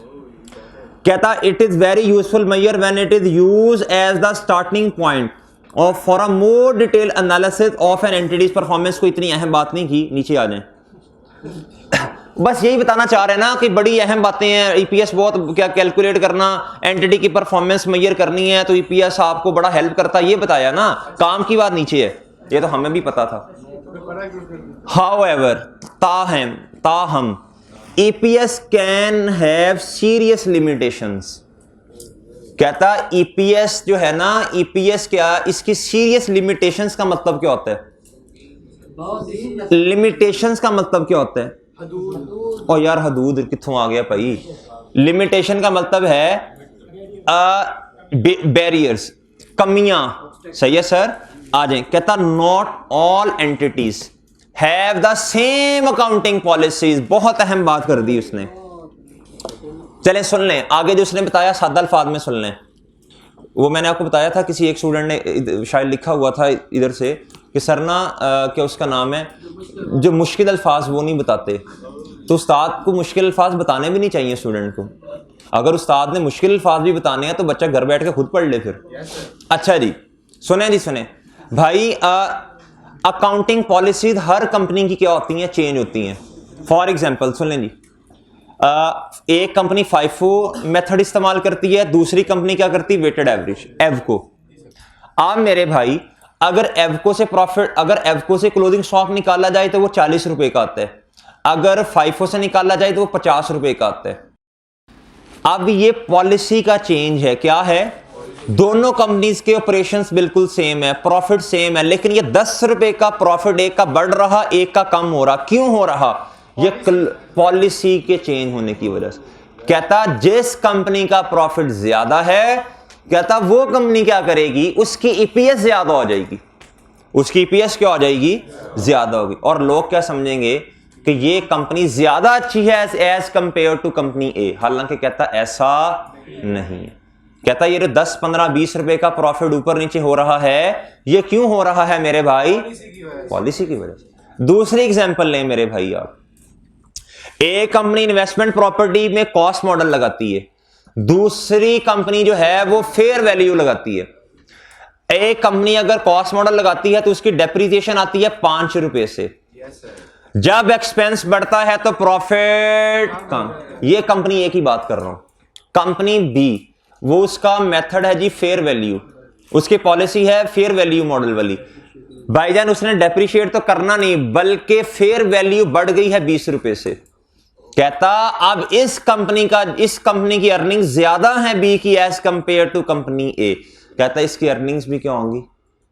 ज्यादा होंगी। तो मेरे भाई इस लाइन को क्या कर लें याद। सर फिर कंपैरिजन कैसे करते थे यूजर्स? बस कहता इसकी लिमिटेशन है। कहता जो ईपीएस आपने निकाली है इसकी लिमिटेशन है। यानी अगर आपने कंपैरिजन करना फिर उनकी काउंटिंग पॉलिसीज को और उनके एस्टीमेट्स को भी पढ़ें। सही है? ठीक है। अच्छा मेरे भाई, कहता अंधाधुन ना फिर आप ईपीएस पर रिलाई कर लें, वो ये कहना चाह रहे। कहता ईपीएस बहुत अच्छी चीज है, बहुत डिटेल। कहता एक है प्रॉफिट से भी बेहतर आपको एक चीज बताई जा रही है, एक शेयर के ऊपर जो है वो कितना अर्न किया जा रहा है। कहता बहुत अच्छी चीज आपको बताई। कहता इसकी भी लिमिटेशन है। कहता अकाउंटिंग पॉलिसीज क्या हैं? चेंज होने की वजह से अर्निंग बढ़ भी सकती है, और कहता जी it may always be possible एक meaningful comparison between the EPS of two different entities. जो अभी आपने सवाल पूछा, कहता जब आपने कंपैरिजन करना तो आंखें बंद करके नहीं करना, आपने रेलिवेंट चीज को रेलिवेंट चीज के साथ क्या करना। कहता आप अर्निंग पर शेयर जब निकाल रहे होंगे फिर देखें उसकी पॉलिसीज की कौन सी हैं, इसने कौन सी पॉलिसीज अडॉप्ट की हुई हैं। ठीक है भाई, ये बात याद होगी आपको ईपीएस की। अकाउंटिंग पॉलिसीज, अकाउंटिंग याद कर लें इस बात को, ये लिमिटेशन आ सकती हैं पेपर में। कहता not all entities have the same accounting policies. याद कर लें इस बात को क्लास के अंदर ही जी। कहता EPS does not take account of inflation. कहता ये जो आपने प्रॉफिट और लॉस स्टेटमेंट बनाई है, कहता ये आपने हिस्टोरिक बेसिस पे बनाई है या फ्यूचर के डेटा को सामने रख के। कहता इसके अंदर, और वैसे भी एक तो एक हिस्टोरिक बेसिस पे बनती है, दूसरी कहता कंट्री में इन्फ्लेशन आ रहा है 10%, 15%, 20%। कहता क्या आपने उस इन्फ्लेशन का इंपैक्ट लिया है? तो याद कर लें दूसरी बात। कहता ईपीएस जब आप कैलकुलेट करते हैं तो इसके अंदर इन्फ्लेशन शामिल नहीं होता। दो बातें याद करवा दी आपको, कौन कौन सी? ईपीएस की लिमिटेशंस में दो बातें याद होगी, मैं कल भी बोलूंगा, परसों भी आके बोलूंगा जी। एक तो मेरे भाई इन्फ्लेशन का इंपैक्ट इसमें शामिल नहीं है। दूसरा भाईजान अगर ये पेपर में आता है न्यूमेरिकल, उसमें थ्योरेटिकल भी आ सकता है, थ्योरी भी 2-3 नंबर की लिखवाई जा सकती है। सवाल आपको ईपीएस का दे, सही है सर, आपको कहे जी कैलकुलेट करके बताओ ईपीएस कितनी है, डिस्क्लोज करो। नीचे 3-4 नंबर का थ्योरेटिकल आपसे सवाल पूछे या सिनेरियो बना के दे दे। सही है। अच्छा ठीक, कहता so that growth in EPS over time might be misleading. सही है सर। कहता ईपीएस से ना आप क्या अंदाजा लगा रहे हैं, कहता आप अंदाजा लगा रहे हैं एक शेयर पे कितने पैसे कमाए जा रहे हैं, कहता हालांकि इसके अंदर इन्फ्लेशन का इंपैक्ट शामिल नहीं है, कहता आप गलत अंदाजा लगाएंगे, over time might be misleading, कहता इसके अंदर तो इंपैक्ट ही शामिल नहीं है इन्फ्लेशन का, सही है, और वैसे भी हिस्टोरिक बेसिस पे बनती हैं।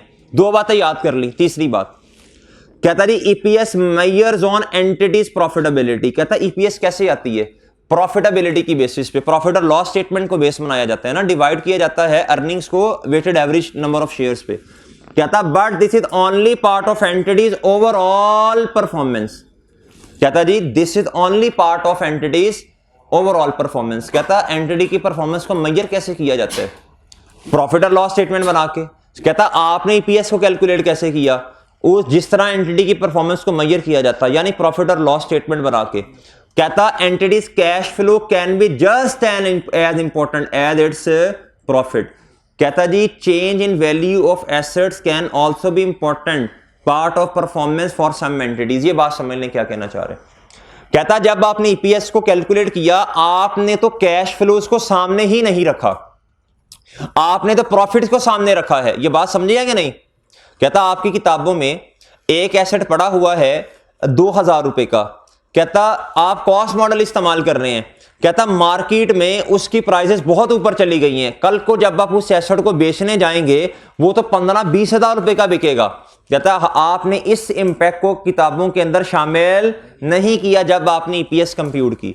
तो सादा बात अगर पॉइंट नंबर 3 में आपको बताऊं तो वो ये है, कहता जी जब आप ईपीएस कंप्यूट करते हैं आप बेस किसको बनाते हैं, प्रॉफिटेबिलिटी को, आप इग्नोर किसको कर देते हैं, कैश फ्लोज को, क्या कैश फ्लोज को। ये बात जो मुश्किल उसने लिखी है ना, change in value of asset holding gains, कहता जी अगर आपने एक एसेट को होल्ड किया और उसको आपने 3 साल अपने पास रखना है, टैक्स बच्चे पढ़ रहे होंगे जी सर, जी भाई, जब आपने एक एसेट को होल्ड किया 3 साल अपने पास एसेट रखना है और एक दूसरी एंटिटी है उसने 1 साल के बाद एसेट को बेच देना, कहता हो सकता है 2-3 साल के बाद प्राइसेस जो हैं बहुत क्या चली जाएं, ऊपर चली जाएं, कहता आपने तो ये वाली चीज का किताबों के अंदर इंपैक्ट नहीं लिया, आप कैश फ्लोज को नहीं देख रहे, आप किसको देख रहे हैं, आप प्रॉफिटेबिलिटी को देख रहे हैं। पहली बात भैया 3 बातें पढ़ ली पीएस में, जल्दी बोलना जल्दी भाई, अकाउंटिंग पॉलिसी सेम नहीं होती, दूसरी बात इन्फ्लेशन का इंपैक्ट नहीं होता इसमें, तीसरी बात मेरे भाई कहता आप कैश फ्लोज को नहीं लेते बल्कि किसको मेजरमेंट के लिए आप किसको बेस बनाते हैं, प्रॉफिटेबिलिटी को। आखिरी बात कहता डाइल्यूटेड ईपीएस के बारे में कर रहे हैं, कहता जी is often described as an early warning, ये क्या होती है जी, अर्ली वार्निंग होती है। भाई देखा आज तो कन्वर्ट नहीं हुए ना शेयर्स, लेकिन हो तो सकते हैं। कहता to investors that return on their investment may fall some time in the future. जी आप मेरे भाई सुने जरा बात गौर से, कहता सर जी जब ये वाले जो शेयर्स हैं वो बेशक कन्वर्टेबल बॉन्ड्स हैं, बेशक ऑप्शन या वारंट्स हैं, सही है, कहता अगर ये कन्वर्ट हो गए कल को, साल बाद 2 साल के बाद, आपके weighted average number of shares क्या हो जाएंगे, ज्यादा हो जाएंगे। क्या हो जाएंगे, कहता जब आपके weighted average number of shares बढ़ेंगे तो मेरे भाई उससे क्या होगी, आपकी ईपीएस क्या हो जाएगी, कम हो जाएगी, सही है। ऑप्शंस की वजह से तो अर्निंग्स पे फर्क नहीं ना पड़ता, नंबर ऑफ शेयर्स पे पड़ता है। कहता however diluted EPS is based on current earnings, कहता होना ये काम फ्यूचर में है लेकिन बेस आप किसको बना रहे हैं, डाइल्यूटेड ईपीएस का जो स्टार्टिंग पॉइंट है वो क्या है, बेसिक ईपीएस। कहता आप ये कन्वर्ट 3-4 साल 2 साल बाद जाके होने हैं डाइल्यूटेड में जिसका इंपैक्ट लिया, कहता लेकिन आप डेटा कौन सा इस्तेमाल कर रहे हैं, आज वाला। बात समझे हैं, कहता हालांकि होना तो ये चाहिए था फ्यूचर के एस्टीमेट लगाते, लेकिन कहता आपने तो, मैं कहता था ना जब डाइल्यूटेड ईपीएस की कैलकुलेशन करनी है बेस किसको बनाना है, बेस हमेशा बेसिक ईपीएस को बनाना है, ठीक है। ये वो बात कह रहा है, कहता आपने डाइल्यूटेड ईपीएस निकालनी है, कहता लेकिन आप ये डाइल्यूटेड वाले जो शेयर्स आपने जिनका इंपैक्ट आज ले लिया, कहता ये तो 2-3 सालों के बाद जाके कन्वर्ट होने हैं, कहता लेकिन आपको क्या चाहिए, आपको तो फ्यूचर में कोई एस्टिमेट लगाना चाहिए था कि ये हो जाएगा फलां हो जाएगा, कहता आपने स्टार्टिंग पॉइंट का ले लिया, इस साल की ईपीएस को बेस बनाया। ये बात समझे हैं भाई। अच्छा जी, कहता this means it may not be reliable predictor of the future EPS. मेरे से इधर बच्चों ने सवाल पूछा था, सर ऐसा भी तो हो सकता है कि कल को ये कन्वर्ट ना हो। बिल्कुल हो सकता है, देयर इज अ पॉसिबिलिटी। बात समझे भाई? चार बातें पढ़ ली हैं, चार बातें। इसके अंदर इन्फ्लेशन का इंपैक्ट नहीं होता। सर अकाउंटिंग पॉलिसी चेंज होती हैं। ये परफॉर्मेंस जो हम मेजर कर रहे हैं ये प्रॉफिटेबिलिटी की बेस पे कर रहे हैं, ना कि कैश फ्लोज की बेसिस पे। डायलेटेड ईपीएस के लिए भैया हम फ्यूचर को देख ही नहीं रहे, सही है, बल्कि हम तो बेसिक ईपीएस की बेस पे ही क्या कर रहे हैं। हो सकता है कि कल को ये कन्वर्ट ना हो, therefore this is not a reliable predictor for future. कहता one of the main problems, कहता ऊपर मैंने आपको प्रॉब्लम बताई है लेकिन ये भी एक प्रॉब्लम है, ये भी सुन लो। कहता EPS can be the way that it is used by investors and others. कहता अब ईपीएस को एक बंदा किसी और तरह देख रहा होगा, एक बंदा किसी और एंगल से देख रहा होगा। कहता users often rely on EPS as the main और only measure of the entities performance. कहता है यूजर पता क्या समझते हैं कि ये वाहिद यही एक तरीका है एंटिटी की परफॉर्मेंस को मेजर करने का। कहता कुछ यूजर जो हैं वो क्या करते हैं, कहता वो सिर्फ ईपीएस को ही बेस बनाते हैं और समझते हैं कि सिर्फ यही वो वाहिद तरीका है एंटिटी की परफॉर्मेंस को मेजर करने का। हालांकि आपको याद है रेशियोज भी तो है ना, उससे भी तो परफॉर्मेंस को मेजर किया जा सकता है, लेकिन उसमें भी मसले हैं। हर चीज के फायदे भी होते हैं, कुछ ना कुछ उसके बैरियर्स नुकसान भी हैं। कहता management know this and try to make EPS appear as high as possible.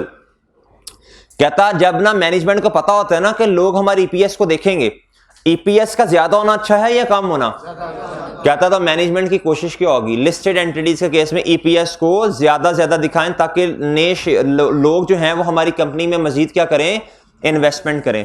कहता they may attempt to manipulate the figure by using creative accounting. बोंगों वाली अकाउंटिंग नहीं, कहता स्टैंडर्ड्स का इस्तेमाल करते हुए। क्रिएटिव अकाउंटिंग का मतलब बोंगों वाली अकाउंटिंग नहीं, कहता गोंगलुओं वाली नहीं, कहता क्रिएटिव अकाउंटिंग का मतलब है स्टैंडर्ड्स का इस्तेमाल करते हुए चेंज इन अकाउंटिंग पॉलिसी कर लिया, इस तरह की बातें करके।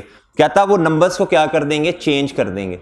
कहता they may also make decisions which increase EPS in the short term but which damage the entity in the longer term. कहता इसका नुकसान पता क्या होगा। कहता शॉर्ट टर्म के लिए तो ये पॉलिसीज को चेंज करके अपना प्रॉफिट ऊपर नीचे, अर्निंग ऊपर नीचे कर लेंगे। कहता कब तक ऐसा करोगे, कहता कब तक ऐसा करोगे। कहता लॉन्ग टर्म में जब लोगों को पता चलेगा आपकी एंटिटी का इमेज क्या हो जाएगा, डैमेज। ये भी याद कर लीजिएगा। इसका मतलब ये है, आखिरी बात इस लेक्चर की, इसका मतलब ये है भाई कुछ लोग जो होते हैं वो ईपीएस को ही सोल बेसिस समझते हैं परफॉर्मेंस मेजरमेंट की। कहता एंटिटी क्या कर सकती है, एंटिटी की मैनेजमेंट नंबर्स को अकाउंटिंग पॉलिसीज का सहारा लेके, एस्टिमेट का सहारा लेके प्रॉफिट के नंबर को क्या कर सकती है, चेंज कर सकती है। कहता जब वो नंबर को चेंज कर दिया बाय यूजिंग क्रिएटिव अकाउंटिंग, कहता उससे क्या होगा, आपकी ईपीएस बेहतर तो हो जाएगी लेकिन लॉन्ग टर्म में क्या होगा, नुकसान होगा। बस ये 3-4 पॉइंट बहुत अहम है, वेरी वेरी वेरी इंपॉर्टेंट है भाई जी। इन्फ्लेशन, अकाउंटिंग पॉलिसी का इन्फ्लेशन का इंपैक्ट नहीं होता, अकाउंटिंग चेंज नहीं होता, मुझे याद हो गए हैं। उसके बाद भैया कैश फ्लोज को बेस नहीं बनाया जाता, कैश फ्लो को देखा ही नहीं जाता, प्रॉफिटेबिलिटी देखी जाती है। और डायल्यूटेड ईपीएस के लिए बेस किसको बनाया जाता है, बेसिक, ना के फ्यूचर को क्या कहते हैं आप देखें। लेकिन ना ये थोड़े से टेक्निकल अल्फाज आपको इस्तेमाल करने आना चाहिए। चलें भाई, अभी आप 10:39 से 45 पे वापस आए, मैंने सवाल करवाना है एक। भाई अब तो आपको पता है